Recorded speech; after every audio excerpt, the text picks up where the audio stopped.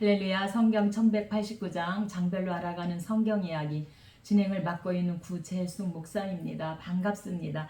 지난 시간에 이어서 여호수아 함께 해보도록 하겠습니다. 모세오경에 이어서 이스라엘의 그 가나안 정복사 약 7년이죠. 정복사 및 정착사 약 18년인데 정착사를 보여주고 있는 이 여호수아는 하나님께서 언약하신 바를 반드시 이루시는 하나님의 신실성을 증거함으로써 하나님의 언약을 굳게 믿고 그분만을 섬기도록 교훈하고 있는 여호수아입니다.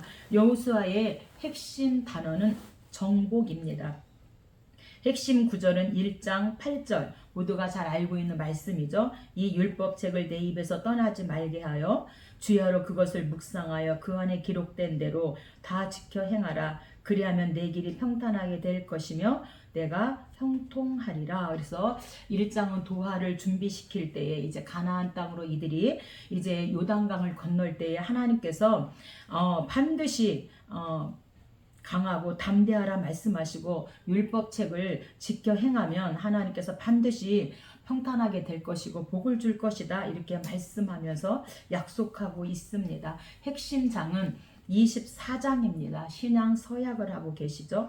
이스라엘의 역사에서 가장 중요한 몇몇 시기들은 지도력이 전환되는 때입니다. 모세로부터 여호수아, 여호수아에서 사사들에게로, 그다음에 사사에서 왕정시대 왕들로 그렇게 이제 이양되고 있습니다. 여호수아는 죽기 전에 자신의 지도력이 많은 사람들, 그래서 12명의 사사들에게 전이되는 것을 준비하고 있습니다. 또한 여호수아는 하나님께서 약속들을 성취하신 것을 백성들에게 상기시키며 또한 그들이 언약에 헌신한 사실들을 상기하도록 도전하기 위해서 하나님께서 이제 신앙 서약을 하고 계십니다. 여호수아 2해입니다. 12권의 역사서에서 여호수아부터 에스더까지 12권의 역사서의 첫 번째 책이 바로 여호수아입니다. 그래서 모세오경과 이스라엘의 남은 역사를 연결하는 고리가 여호수아 시작입니다. 30여 개 이상의 도시 국가에 거주하는 적들을 정복하는 세 번의 정벌을 통해서 첫 번째는 이제 요단 동쪽에서 모세와 함께 요단 동쪽을 이제 정복했고요. 두 번째는 남정복, 세 번째는 북정복 이렇게 세 번의 정벌을 통해서 이스라엘 백성은 능력 있는 여호수아의 지도력 아래 너무나 중요한 교훈을 배웁니다. 승리는 군사적인 어떤 힘이나 수적 우세보다는 하나님에 대한 믿음과 그의 말씀에 대한 순종을 통해서 온다는 것을 말씀해 주고 있습니다. 여호수아의 주제입니다. 순종하는 믿음을 통해 이스라엘이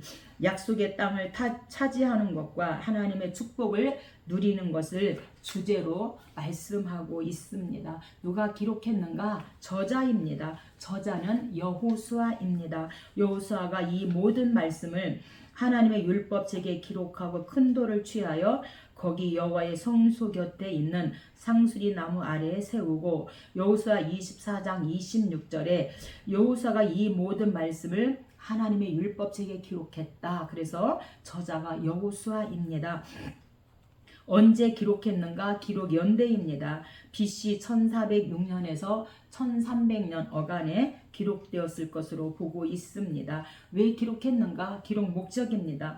모세오경에 이어서 이스라엘의 가나안 정착사에서 7년에 걸쳐서 남정복, 북정복 이 정착사 및 정복사 및 정착사는 약 18년에 걸쳐서 이제 각 12지파의 그 정착을 도와주는 이 정착사를 보여주고 있는 본서의 기록 목적은 다음과 같습니다. 첫째, 하나님께서 일찍이 이스라엘 족장들과 언약하신 바를 충실히 지키셨음을 보여주기 위함이고, 둘째는 언약하신 바를 반드시 이루시는 하나님의 신실성을 증거함으로써 이후로도 이스라엘 백성들이 하나님의 언약을 굳게 믿고 그분만을 섬기도록 교훈하기 위해서 기록하였고, 셋째는 인간과 하나님과의 관계는 하나님의 구원 사역으로 말미암아 성립된 것임을 보여주기 위해서 기록하였습니다. 그렇다면 여호수아에서 구속사적 관점으로 어떻게 그리스도를 볼 수 있는가? 본서의 중심 인물인 여호수아는 그 이름에서부터 그리스도를 예표하고 있습니다. 즉 여호수아의 이름의 뜻은 여호와는 구원이시다. 인데 포로 시대 후기에 예수아로, 이 여호와는 구원이시다가 예수아로 바뀌고요. 그리고 신약 시대에 와서는 헬라식 이름인 예수로 불려지게 되어집니다. 그래서 예수는 자기 백성을 저희 죄에서 구원할 자라는 뜻으로 곧 하나님의 백성들에게 구원과 승리를 가져다 줄 자를 의미하고 있습니다. 즉 여호수아가 가나안을 정복하고 이스라엘 백성들에게 승리와 안식을 가져다 준 사실은 장차 사단의 권세를 깨뜨리고 당신 백성들에게 구원과 하나님의 나라의 축복을 가져다 줄 예수 그리스도의 사역을 예표하고 있습니다. 우리가 1장부터 24장까지를 대략 1부, 2부, 3부로 나눠볼 수 있는데 1부는 가나안 정복 전쟁의 수행으로서 1장부터 12장까지를 그렇게 우리가 1부로 볼 수 있습니다. 그래서 가나안 정복의 준비와 요단 건너는 요단 도하이고요. 그리고 가나안 중부 지역의 점령 여리고죠. 가나안 남부 지역을 점령하고 가나안 북부 지역을 점령하고 정복 전쟁의 그런 개요를 함으로써 12장까지를 일부로 볼 수 있고요. 2부는 땅의 분배와 정착으로 13장부터 21장까지로 나눠볼 수 있습니다. 가나안 미점령제 요약과 요단 동편 지역의 분배에서 요단 동쪽의 루벤, 가, 므낫세 반지파죠. 이렇게 분배하고 요단 서편 땅의 분배를 시작하고 신앙 중심의 지정, 도피성을 이렇게 지정합니다. 그리고 3부는 완전 정복과 12지파의 단결을 위한 노력으로 22장부터 24장으로 그렇게 볼 수가 있습니다. 그래서 증거재단의 사건인데 동서화의 동쪽과 서쪽에 이제 큰 전쟁이 일어날 뻔한 것은 하나님께서 택하신 그곳 반드시 예루살렘에서 너희들이 만나자 이렇게 하나님께서 말씀하셨는데 예루살렘 성전 맞은편 동쪽에다가 똑같은 모형의 이제 성전을 짓게 되어지죠. 하나님께서 반드시 예루살렘 성전에서만 만나자고 했는데 요단 동쪽에 또 성전을 짓는다고 이래서 이제 서쪽 사람들이 동쪽 사람들에게 찾아갑니다. 그때 동쪽의 사람들이 우리가 이곳에서 예배를 드리라고 하는 것이 아니라 우리 후세대들에게 하나님을 알릴 방법이 없어 똑같은 모형을 지어놓고 하나님의 그 섭리에 대해서 하나님의 그 임재에 대해서 가르쳐주기 위함이다. 이렇게 이해를 시킴으로 말미암아 동쪽과 서쪽에 이제 화해함으로 전쟁이 일어나지 않게 되어지는 증거재단의 사건과 임종을 앞둔 여호수아의 권면 신앙 서약이죠. 그래서 이제 여호수아와 엘르아살의 임종으로 이렇게 1부, 2부, 3부로 우리가 여호수아를 대략 볼 수가 있습니다. 여호수아는 주전 1300년경에 여호수아에 의해 기록된 것으로 12권의 역사서 중에 한 첫 번째 권입니다. 모세로부터 주의권을 물려받은 여호수아가 과거 가나안 땅을 탐지하고 돌아와서 보여준 믿음의 긍지로 적극성을 띈 가나안 점령에 대한 전쟁사이기도 한 여호수아는 1장에서 12장까지 7년에 걸친 이 정복 과정과 그 다음에 13장에서 24장까지 약 18년간 정복한 땅을 분배하고 정착시키는 내용으로 구성되어 있습니다. 1장입니다. 1장은 도하 준비입니다. 여호수아를 이스라엘의 새 지도자로 세우신 하나님은 그에게 가나안 땅을 정복할 것과 율법을 지킬 것을 명령하십니다. 이는 가나안 정복의 비결이 하나님의 말씀에 절대적으로 순종하는 데 있기 때문입니다. 여호수아는 하나님의 뜻을 백성에게 전달하고 순종을 다짐받습니다. 가나안 정복은 백성들 모두가 완수해야 될 과업이기 때문입니다. 1절입니다. 성경 가지고 계신 분은 저와 함께 성경을 찾아가면서 함께 은혜 나누면 좋겠습니다. 여호와의 종 모세가 죽은 후에 여호와께서 모세의 수종자 눈의 아들 여호수아에게 말씀하여 이르시되 왜 여호와의 종 모세가 죽은 후에 여호와의 종이라고 말씀하셨는가?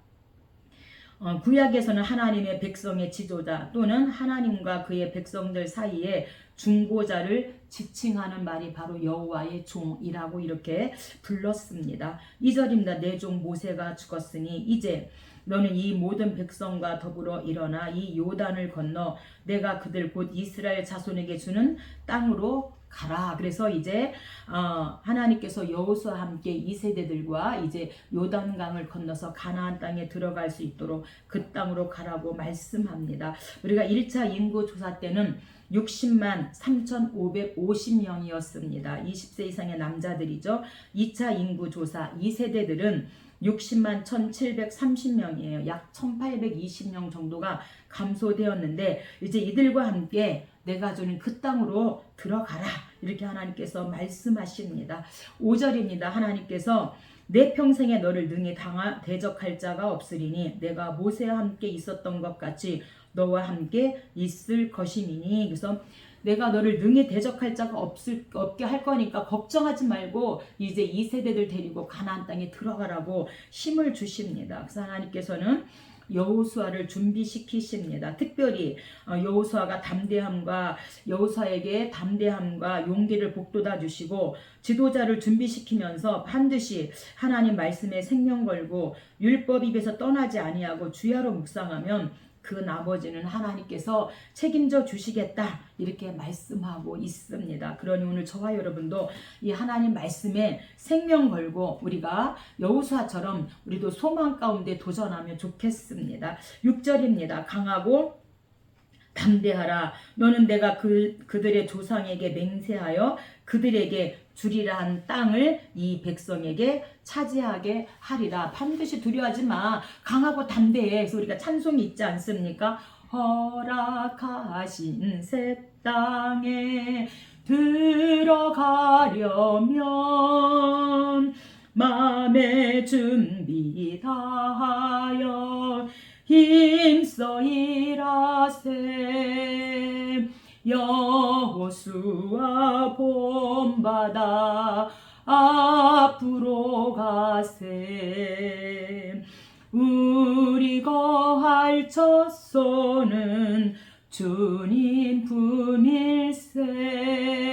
여호수아 본받아 앞으로 가세. 이렇게 우리가 찬송하는 것처럼 여호수아가 그렇게 하나님의 의지에서 강하고 담대하게 말씀의 의지에서 이제 가나안 땅을 정복하려고 나아가고 있습니다. 8절입니다. 이 율법책을 내 입에서 떠나게 말게 하여 주야로 그것을 묵상하여 그 안에 기록된 대로 다 지켜 행하라. 그리하면 내 길이 평탄하게 될 것이며 내가 형통하리라. 하나님께서 너가 가나안 땅에 가서 할 일이 있다. 그래서 뭔가 입에서 하나님 말씀을 떠나지 말게 하고 그 하나님의 말씀을 주야로 묵상하고 그 안에 기록된 것을 다 지켜 행하면 가는 길이 평탄할 것이다. 그러니 강하고 담대하라. 이렇게 말씀합니다. 누누이 모세를 통하여서 하나님께서 법도와 율례와 규례를 주셨죠. 그래서 출애굽기 20장 10계명이 바로 법도입니다. 그리고 율례는 출애굽기 21장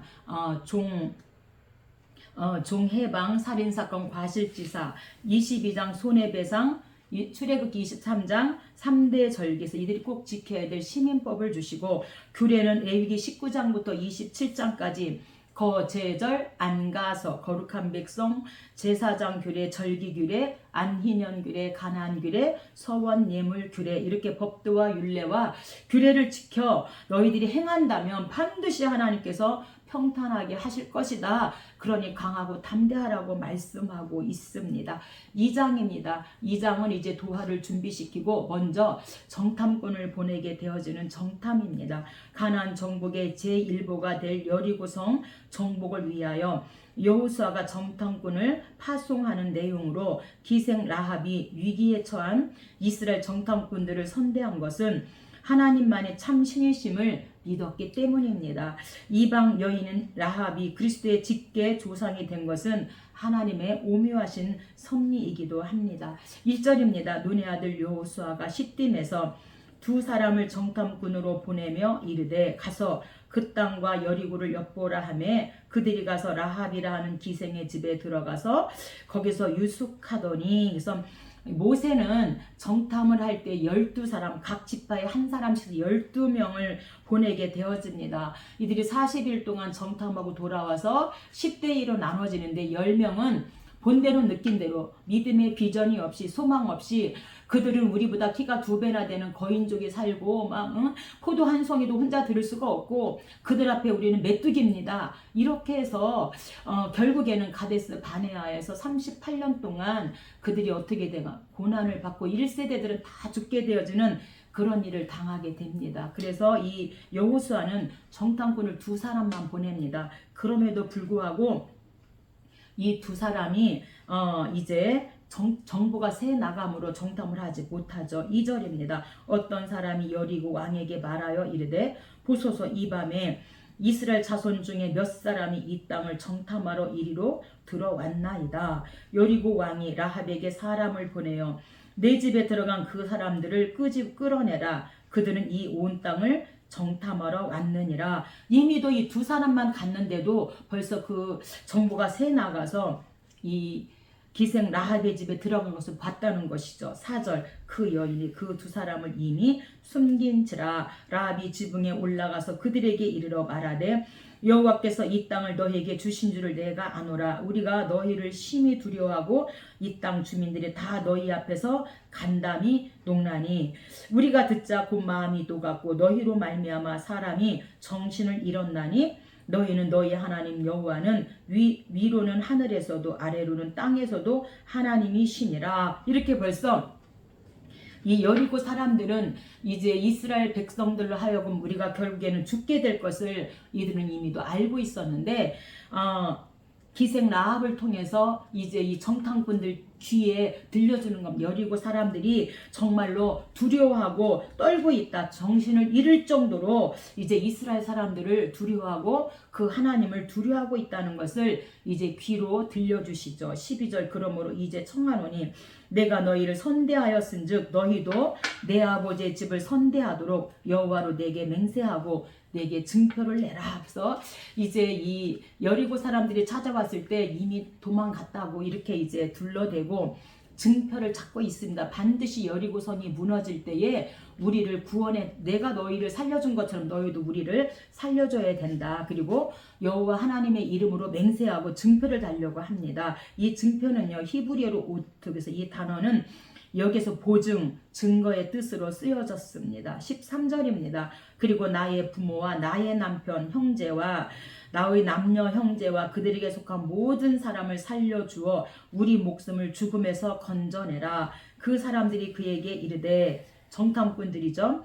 누설하지 아니하면 여호와께서 우리에게 이 땅을 주실 때에는 인자하고 진실하게 너를 우대하리라. 라합이 그들을 창문으로 줄로 달아내리니. 그래서 이 라합은요 이 정탐꾼 2명을 살려줬는데 만약에 걸린다면 라합만 죽는 게 아니라 라합의 온 가족과 온 가문이 다 죽임을 당하게 되어집니다. 그럼에도 불구하고 이 라합의 믿음은 반드시 하나님은 살아계신 하나님이고 이스라엘의 하나님이라서 이 전쟁에서 우리가 질 것을 이미도 알았다는 것이죠. 그래서 목숨 걸고 내가 살 길은 이 정탐꾼들을 살려주고 내가 하나님 믿는 길밖에 없다. 이렇게 목숨 걸고 하나님의 그 축복을 쟁취한 사람이 바로 기생 라합입니다. 그래서 이 기생 라합은 족부에도 올라가게 되지 않습니까? 오늘 저와 여러분도 라합처럼 쓰임받는 축복의 사람이 되었으면 좋겠습니다.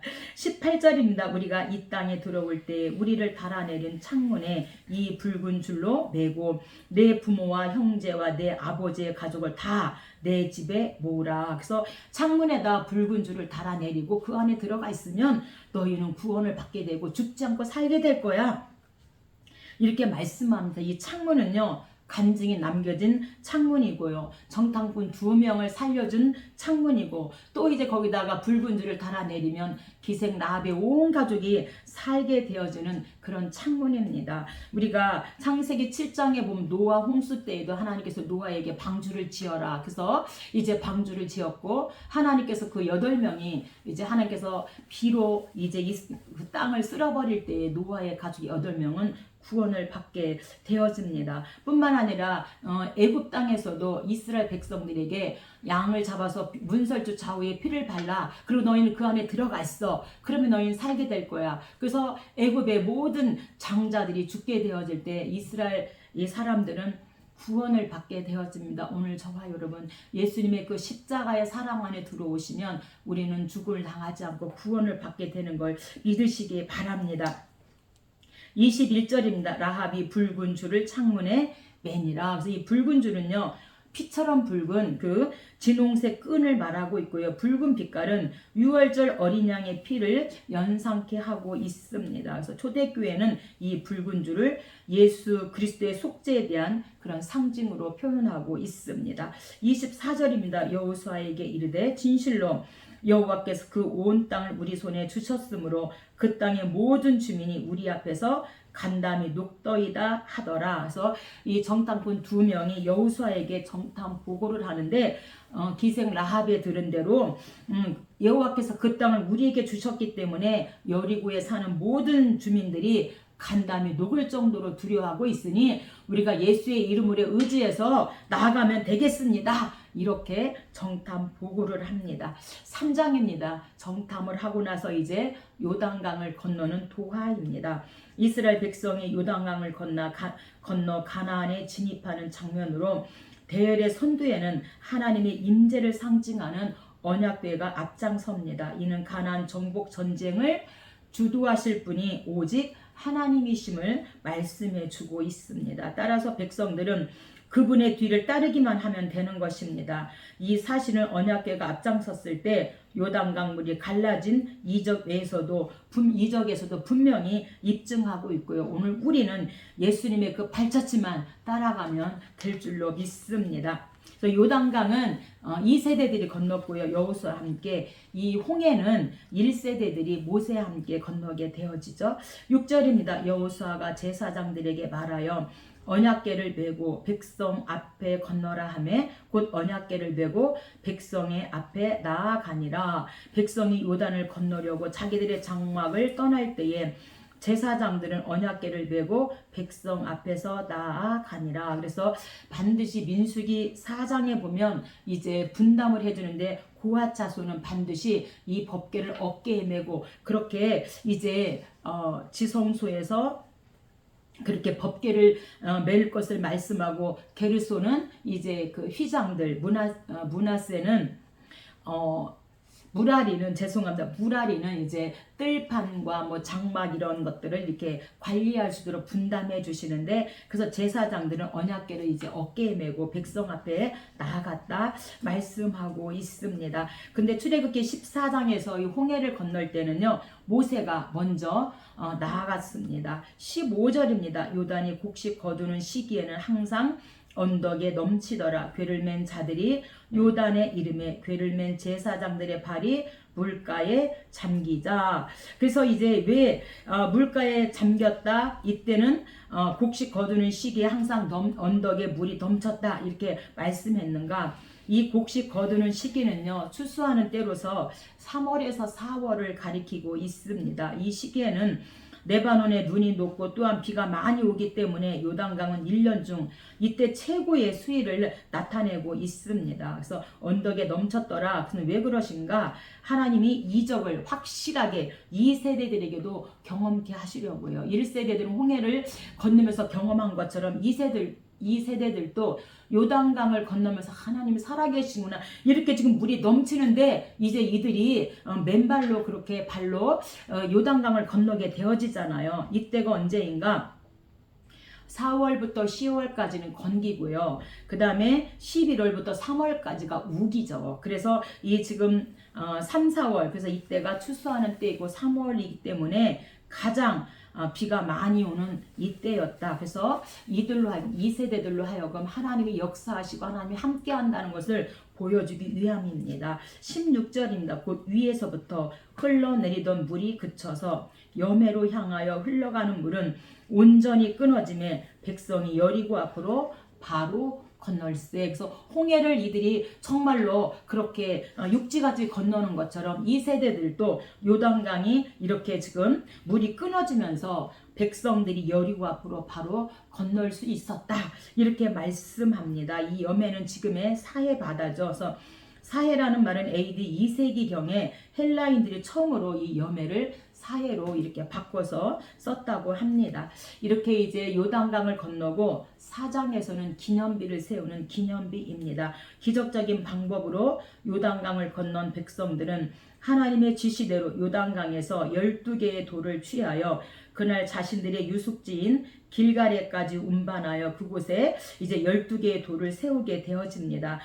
당대는 물론이고 후대에도 그 돌을 보는 자마다 이스라엘을 위해서 베푸신 하나님의 은혜와 권능을 기억하고 감사와 순종을 다짐하도록 하기 위해서 12개의 기념비를 세우고 그것을 보는 자마다 하나님께서 요단강을 갈라서 우리로 하여금 건너게 하셨다. 이렇게 후대까지 하나님께서 순종함에 감사와 순종을 알게 하시려고 기념비를 세우게 되어지는 거죠. 3절입니다. 그들에게 명령하여 요단 가운데 제사장들의 발이 굳게 선 그곳에서 돌 12를 택하여 그것을 가져다가, 그래서 이 돌은요 작은 것은 저울추나 그런 무기로 사용했다라고 사무엘상 17장에서 말씀하고, 큰 것은 우물 입구를 덮거나 성벽을 쌓는 재료로 사용했다고 말씀합니다. 창세기 29장이죠.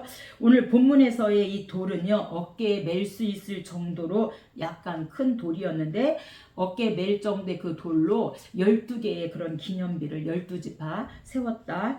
9절입니다. 여호수아가 또 요단 가운데 곧 언약궤를 맨 제사장들의 발이 선 곳에 돌 12개를 세웠더니 오늘까지 거기에 있더라. 그래서 왜 하나님께서 돌 12개를 세우셨는가? 영적인 기념비 사건 증표로 이제 돌 12개를 세우면서 12지파를 말씀하고 있습니다. 10절입니다. 여호와께서 여호수아에게 명령하사 백성에게 말하게 하신 일, 곧 모세가 여호수아에게 명령한 일이 다 마치기까지 궤를 맨 제사장들이 요단 가운데에서 있고 백성은 속히 건넜으며, 그래서 백성들이 다 건널 때까지 궤를 맨 제사장들이 요단 가운데에 서 있었다. 20절입니다. 여호수아가 요단 강에서 가져온 그 12돌을 길갈에 세우고, 그래서 12돌이 상징하는 것은 무엇인가? 하나님께서 요단강을 갈라주셨다는 그런 상징으로 돌 12개의 기념비를 세우셨습니다. 그래서 하나님의 은혜 잊지 않게 하려고, 때론 우리가 감사를 상실하고 짜증, 불만, 원망, 실망, 이런 좌절 이런 것들이 나올 때 기념비를 보면서 하나님께서 이 요단강을 발로 건너게 하셨어. 그래서 다시 감사를 찾으라는 거죠. 그래서 누가 축복자인가? 하나님이 나를 사랑하는 거 기억하고 하나님을 사랑하는 자가 능력자이고 축복자이다. 이것을 알게 하시려고 하나님이 그렇게 하셨다는 것이니, 우리가 때로는 힘들 때가 있다 할지라도 하나님의 은혜를 잊으면 안 되겠습니다. 21절입니다. 후일에 너희 자손들이 그들의 아버지에게 묻기를 이 돌들은 무슨 뜻이니까 하거든 너희 자손들에게 알게 하여 이르기를 이스라엘이 이 마른 땅을 밟고 이 요단을 건넜음이라. 여호와께서 요단물을 너희 앞에서 마르게 하사 너희를 건너게 하신 것이 너희 하나님 여호와께서 우리 앞에 홍해를 말리시고 우리를 건너게 하심과 같았나니. 아멘.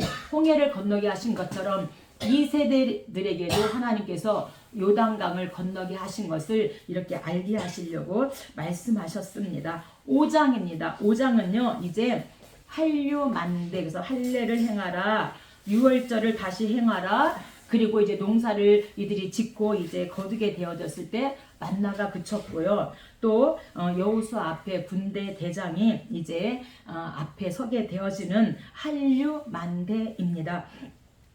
전쟁 전에 하나님이 할례를 명하신 내용입니다. 이것은 적의 기습을 초래할 수 있는 정말 엄청난 위험한 일이었죠. 그러나 하나님은 이스라엘이 당신만을 의지할 것을 원하시면서 이제 너희는 순종하고 유월절을 지켜라 이렇게 말씀합니다. 이때 여호와의 군대 대장이 여호수아 앞에 나타나시고 이는 가나안 정복 전쟁이 하나님의 영도하에 전개될 것임을 말씀해 주고 있습니다. 전쟁 앞에 여호수아 여리고 전쟁 앞에 하나님께서 모든 2세대의 남자들에게 다시 할례를 행하라고 하는 것은 엄청난 위험한 것인데 내가 한다, 내가 함께 한다, 이것을 보여주기 위해서입니다.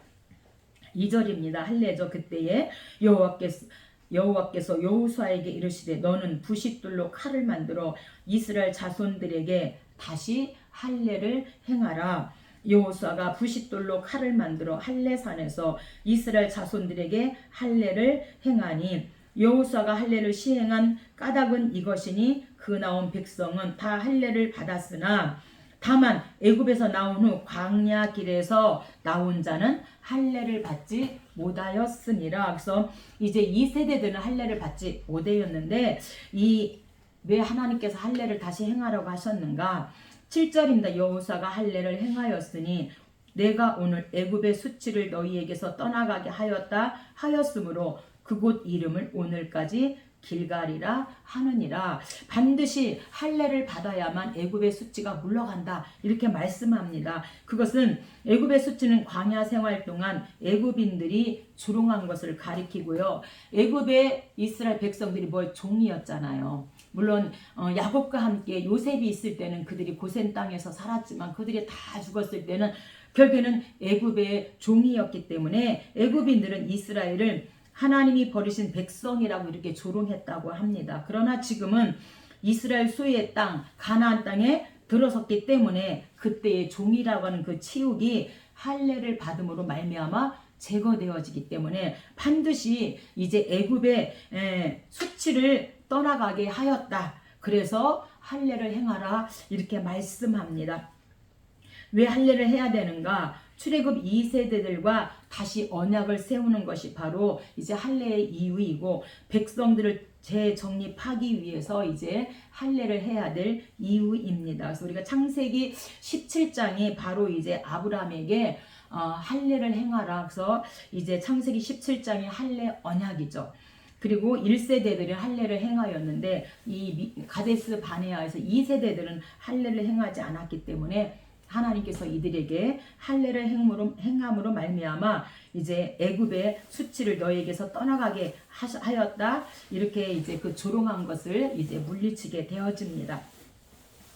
10절입니다. 또 이스라엘 자손들이 길갈에 진쳤고 그달 14일 저녁에는 유월절을 지켰으며 그래서 이제 이들이 가나안 땅에 들어와서 할례를 행하고 두 번째는 유월절을 다시 지키게 되어집니다. 우리가 출애굽기 12장에서 하나님께서 이제 유월절을 지켜라 양을 잡아서 분수주 좌우에 피를 바르고 그 안에 들어가 있을 때 이제 고센 땅에는 죽음이 없었지만 애굽 땅에는 모든 이제 장자들은 짐승에 이르기까지 다 정말 이들이 죽게 되어지죠. 그래서 첫 번째 유월절을 애굽에서 이들이 지켰고 두 번째 유월절은 민수기 9장이죠. 시내산에서 두 번째 유월절을 지키고 오늘 여호수아 5장에서 세 번째로 가나안 땅에서 유월절을 지키게 되어집니다. 12절은 만나가 그칩니다. 또 그 땅의 소산물을 먹은 다음 날에 이들이 가나안 땅에 들어가서 농사를 져서 그 땅의 소산물을 먹은 다음 날에 만나가 그쳤으니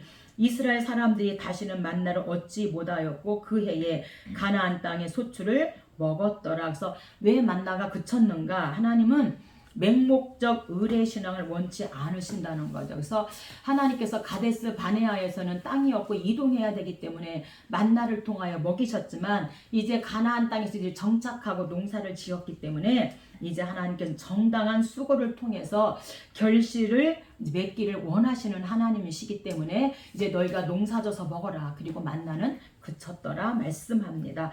14절은요. 군대 대장입니다.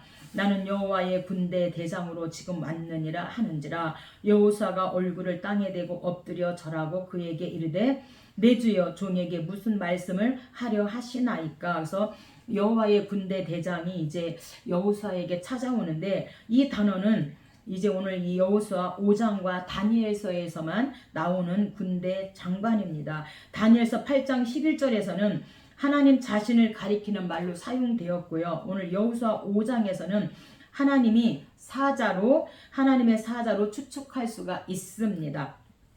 15절입니다. 여호와의 군대 대장이 여호수아에게 이르되 내 발에서 신을 벗으라. 내가 선 곳은 거룩하니라 하니 여호수아가 그대로 행하니라. 그래서 내가 선 곳은 우리가 출애굽기 3장 소명이죠. 하나님께서 모세를 부르실 때에 하나님께서 그 떨기나무 가운데 모세를 부르실 때 너의 선 곳은 거룩한 곳이니 내 발에서 신을 벗어라. 그런 것은 똑같이 여호수아에게도 그렇게 하나님께서 말씀하십니다. 그래서 모세의 하나님이 곧 여호수아의 하나님이시고 여호수아에게 그렇게 확신과 소망을 주심으로 너는 두려워하지 말고 강하고 담대하라.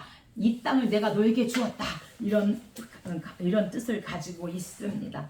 6장입니다. 6장 드디어 이제 여리고 정복입니다. 가나안 정복의 첫 관문인 여리고성 정복 기사로 여기서 주목할 사실은 상식적으로 도무지 이해가 되지 않는 하나님의 명령에 절대 순종함으로 승리를 거두었던 것을 말씀합니다. 하나님은 함락된 여리고성을 내버려 둘 것을 지시하시고 하나님이 심판하심을 또한 교훈하기 위함입니다. 1절입니다. 이스라엘 자손들로 말미암아 여리고는 굳게 닫혔고 출입하는 자가 없더라. 여호와께서 여호수아에게 이르시되 보라 내가 여리고와 그 왕과 그 용사들을 내 손에 넘겨주었으니 이스라엘 백성과 여호수아에게 넘겨줬다는 것은 반드시 이 전쟁 이긴다. 이 전쟁의 주인은 하나님이시다. 이것을 말씀해주고 있습니다. 3절 너의 모든 군사는 그 성을 둘러 성 주위를 매일 한 번씩 돌되 엿새 동안을 그리하라.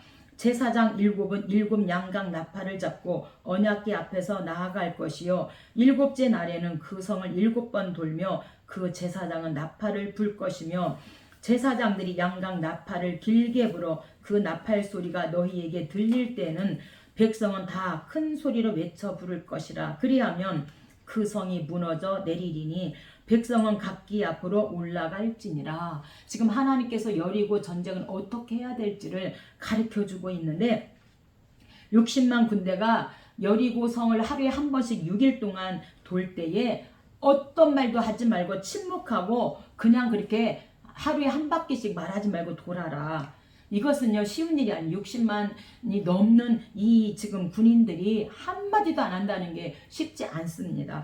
영적 지도자에게 최고의 믿음을 요구하는 내용이고요. 결국에는 어떤 지도자가 어떻게 하냐에 따라서 어떻게 이들이 따라오느냐 이것을 지금 말씀해 주고 있는데 너희는 어떤 말도 해서는 안 된다. 10절 너희는 외치지 말며 너의 음성을 들리게 하지 말며 너희의 입에서 아무 말도 내지 말라. 그리하다가 명령하여 외치라 하는 날에 외칠지니라. 여호와의 궤가 그 성을 한 번 돌게 하고 그들이 진영으로 돌아와서 진영에서 자니라. 그래서 먼저 여호와의 궤가 앞서가게 되어지는 것에서 하나님의 여호와의 궤가 그 성을 한 번 돌았다는 것은 하나님의 인재를 상징하고 있고요. 여리고 점령 시 하나님께서 전략 3가지를 말씀해 주셨는데 먼저 하나님의 언약궤가 가장 앞에서 돌았다는 것은 하나님이 임재하고 함께 하신다. 이것을 말하고요. 2번째는요. 침묵 전략입니다. 여리고성을 6번 돌 때까지 절대 말하지 말아라. 왜요? 원망, 불평 이런 거 나올 것이기 때문에 어떤 말도 하지 말고 침묵으로 매일 하루에 한 바퀴씩 그렇게 돌아라. 3번째 전략은 절대 순종입니다. 그래서 비상식적, 비이성적 그런 전략으로 보일지라도 아니 우리가 한 바퀴씩 돈다고 전쟁에서 이겨? 우리가 매일 한 바퀴씩 말 안 하고 돌면 이 여리고성이 어떻게 무너져? 이런 말이 나올 수 있잖아요. 그래서 비상식, 비이성적 전략으로 보일지라도 절대 순종해라. 이렇게 3가지 전략을 하나님께서 말씀해 주십니다. 15절입니다. 7째 날 새벽에 그들이 일찍이 일어나서 전과 같은 방식으로 그 성을 7번 도니 그 성을 7번 돌기는 7째 날 그날 뿐이었더라. 그래서 7번 도니 그래서 7번은 하나님께 속죄하는 완전수입니다. 7은 그래서 성 주위를 도는 동안 하나님의 전능하심과 도우심을 이제 이들이 올바르고 온전히 믿어야 함을 강조하고요. 이처럼 하나님의 백성은 하나님을 온전히 믿고 따르는 것이 필요함을 말씀해 주고 있습니다. 16절입니다. 7번째 제사장들이 나팔을 불 때에 여호수아가 백성에게 이르되 외치라. 여호와께서 너희에게 이 성을 주셨느니라. 이 성과 그 가운데 있는 모든 것은 여호와께 온전히 바치되 기생 라합과 그 집에 동거하는 자는 모두 살려두라. 우리가 보낸 사자들을 그가 숨겨 주었음이니라. 그래서 여리고성이 무너질 때 반드시 그 창문에 붉은 줄을 보고 이 기생 라합의 집은 살려두라 이렇게 말씀합니다. 18절입니다. 너는 온전히 바치고 어떤 것이든지 취하여 그 바친 물건에 손대지 말라. 그래서 너희는 온전히 바치고 손대지 말라는 것은 자신의 사사로운 욕망을 채우려고 하나님께 바쳐진 것 가운데 하나라도 이 전리품을 취한다면 그 행위가 드러날 경우에는 생명으로 그 대가를 지불할 것이다. 이렇게 말씀하고 있습니다.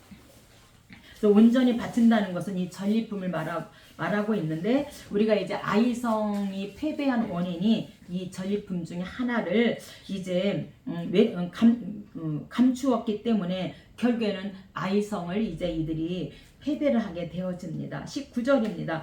은금과 동철 기구들은 다 여호와께 구별될 것이니 그것을 여호와의 곳간에 드릴지니라 하니라. 이에 백성은 외치고 제사장들은 나팔을 불매 백성의 나팔 소리를 들을 때에 크게 소리질러 외치니 성벽이 무너져 내린지라. 여호와께서 여호수아와 함께 하시니 여호수아의 소문이 그 온 땅에 퍼지니라.